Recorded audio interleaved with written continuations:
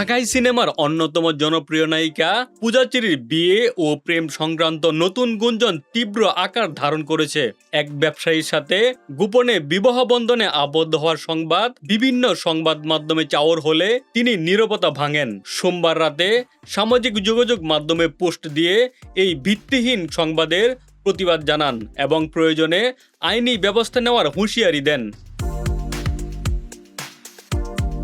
অভিনেত্রী জানান, বিয়ে সংক্রান্ত উদ্দেশ্য প্রণোদিত খবরগুলো তার ব্যক্তিগত জীবনের জন্য অত্যন্ত বিব্রতকর ও দুঃখজনক। পূর্বের সাক্ষাৎকারের কথা স্মরণ করিয়ে দিয়ে তিনি স্পষ্ট করেন, তার বাগদান সম্পন্ন হয়েছে এবং পারিবারিকভাবে বিয়ে ঠিক করা আছে। আনুষ্ঠানিকভাবে বিয়ে সম্পন্ন হলে নিজেই আনন্দের সাথে সবাইকে জানাবেন এবং এখানে কোনো কিছু লুকানোর সুযোগ নেই। বর্তমানে তিনি নতুন কাজের জন্য নিজেকে প্রস্তুত করছেন এবং সে কারণেই সাময়িকভাবে ক্যামেরার সামনে অনুপস্থিত রয়েছেন।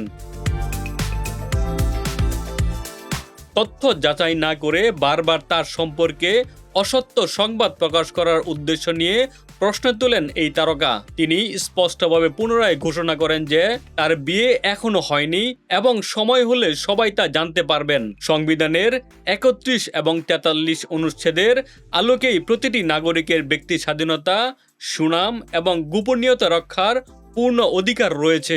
সাইবার নিরাপত্তা আইন ২০২৩ এর ২৫ ধারা অনুযায়ী ইন্টারনেটে মিথ্যা ও বিভ্রান্তিকর তথ্য প্রচার দণ্ডনীয় অপরাধ বলে উল্লেখ করেন।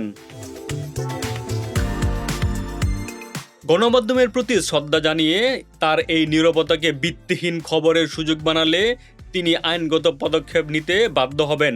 সকল সাংবাদিক ও সংবাদ মাধ্যম কর্মীদের নিকট বিভ্রান্তি এড়িয়ে বস্তুনিষ্ঠ তথ্য পরিবেশনের জোর আকুল আবেদন জানান পূজা।